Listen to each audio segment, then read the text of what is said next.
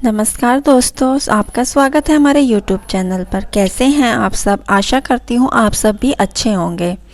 अगर आप हमारे चैनल पर नए हैं तो हमारे चैनल को सब्सक्राइब कर लें। आज मैं आपके लिए कहानी लेके आई हूँ, बेटा मिलने कब आएगा।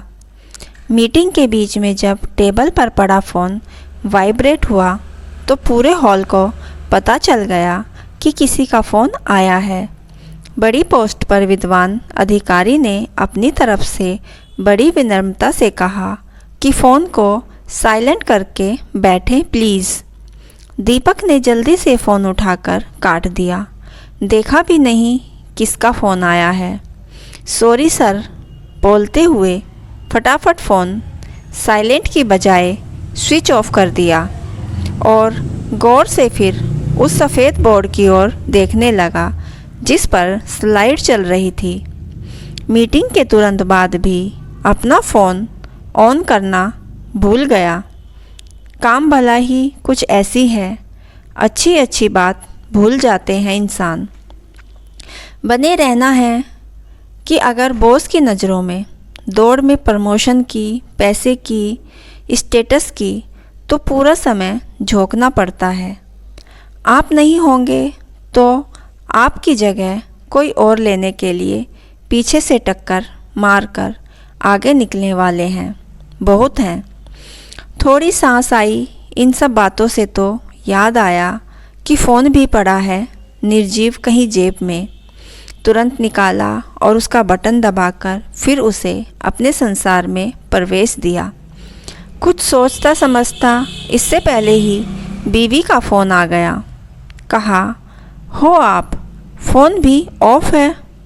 माँ जी का फ़ोन आया था। इतना कहते दीपक समझ गया कि मीटिंग में बजने वाला वाइब्रेट माँ जी का ही होगा। थोड़ा छल्ला कर बोला, अरे हाँ पता है, वो आने की बोल रही होंगी। करता हूँ मैं उनसे बात फ्री होकर। फ्री होना उसके लिए ऑफिस में तो मुमकिन नहीं था, वो भी माँ से बात करने के लिए। माँ से तो शाम को भी बात कर सकते हैं, अभी करना क्या ज़रूरी है। ऑफिस का टाइम ख़त्म हुआ लेकिन दीपक का अभी भी चल रहा है। यह फाइल दिखने में छोटी होती है लेकिन ज़िंदगी निकल जाती है इसमें सर घुसा घुसा कर। ऑफिस में घर आया, पत्नी ने कुछ कहा नहीं। एक तो पहले ही लेट हो गए, ऊपर से अगर फिर कोई बात कह दी जिससे भड़क गए तो उसकी खैर नहीं, इसलिए खाना गर्म करके खिला दिया। रात सोते समय दीपक की अचानक बोला, अरे तुमने याद नहीं दिलाया, माँ को फ़ोन करना था। पत्नी बोली, कहाँ करते, यहाँ आपका ऑफिस थोड़ी है जो रात 12 बजे तक खुला रहेगा। समय देखा है, 1 बजा है। रात 11 बजे तो आपने घर में कदम रखा, कब बात करते। चद्दर झटकते हुए अब पत्नी को एहसास हो गया कि दिन का वह समय है जब वो थोड़ा बहुत पति को ताना मार सकती है। माँ को 3 साल हो गए आपसे मिले, कब से कह रही है कि एक बार मिल लो, पर आप जाते ही नहीं। अरे तुम लोग तो गए थे पिछले साल, हम गए थे, आपको मिलना है। हाँ करता हूँ कुछ महीने 2 महीने में जाने का, अभी छुट्टी नहीं ले सकता। सुबह होते ही वही दौड़ भाग शुरू। ऑफिस जाने से पहले ही ऑफिस घर आ जाता है। फ़ोन आते रहते हैं, एक चालू रहता है, दूसरा कतार में रहता है। इसी बीच पत्नी आई कुछ बोलने के लिए, लेकिन साहब का मूड देखकर फिर किचन में चली गई। दीपक ने जल्दी जल्दी अपने सारे ऑफिस को घर समेटा गाड़ी में डालने के लिए, गाड़ी से फिर वही ऑफिस असली जगह पर ले जाने के लिए। पूरा दिन फिर वही करना काम। एक बार फिर माँ का फ़ोन आया, इस बार फिर काट दिया। मन में यह सोचा कि आज तो माँ से बात करूँगा ही। थोड़ा सा माँ पर प्यार भी आया, सोचा कि अब फ़ोन आया तो ज़रूर उठा लूँगा, लेकिन फिर बजा नहीं। मन किया कि करे बात, लेकिन फिर दूसरा मन आ गया, कहने लगा करेंगे ऑफिस के बाद। फिर वही बात हुई, काम में उलझकर फिर से एक बार वो भूल गया माँ से बात करना। शाम को ऑफिस से जाने में फिर लेट हो गया। घर गया तब दीपक को पत्नी को देखकर याद आया कि आज उसने भी फ़ोन नहीं किया। पहले तो कुछ नहीं बोला, लेकिन खाना खाते वक्त सोचा कि पूछ लेता हूँ। इससे पहले कि पूछता, पत्नी ने बोल दिया, मेरा फ़ोन ख़राब हो गया है, सुबह से ऑन नहीं हो रहा। मैं आपको बताने वाली थी, लेकिन सुबह आप बिजी थे तो नहीं बात की। दीपक कुछ उसे कहता, इससे पहले उसने घड़ी देखी, समय फिर 10:30।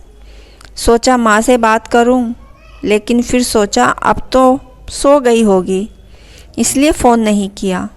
सोचा सुबह तो उठते ही फ़ोन करूँगा। इस बार इरादा पक्का था। सुबह जैसे ही ऑफिस के लिए तैयार हुआ, माँ को फ़ोन किया। फ़ोन उठाने से पहले ही सोचा था कि बड़े प्यार से बात करेगा। छुट्टी की प्लानिंग करने लगा। मन ही मन उसे लग रहा था कि माँ उसे बहुत याद करती रहे। माँ ने फ़ोन नहीं उठाया।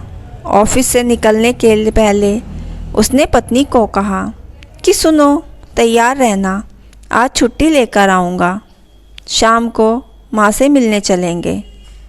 पत्नी भी सोच में पड़ गई, यह अचानक क्या हुआ। बोली, क्यों, सब ठीक है, क्या हुआ?